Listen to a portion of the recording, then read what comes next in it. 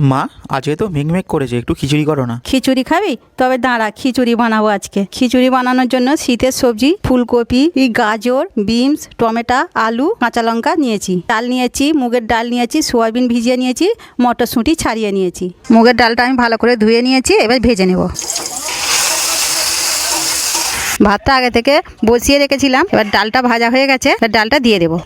তেলটা গরম হয়ে গেছে, সব সবজিগুলো এক এক করে ভেজে নেব। অল্প একটু হলুদ দিয়ে দেবো, অল্প একটু লবণ দিয়ে দেবো, দিয়ে গাজরটা ভেজে নেব।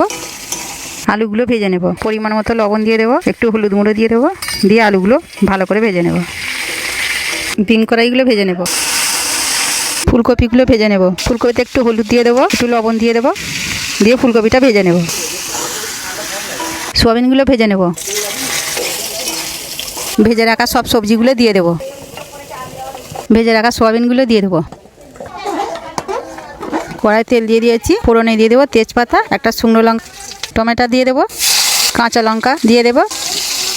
মশলার মধ্যে নিয়েছি আমি হলুদ গুঁড়ো, আদা বাটা, জিরে ধনে একসাথে বাটা, শুকনো লঙ্কা বাটা। মশলাগুলো দিয়ে দেবো, পরিমাণ মতো লবণ দিয়ে দেবো, দিয়ে মশলাটাকে আমি ভালো করে ভেজে নেব।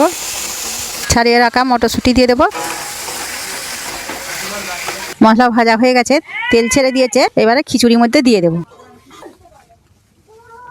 খিচুড়ি আমাদের হয়ে গেছে, এবার উপর থেকে ধনেপাতা দিয়ে নামিয়ে নেব।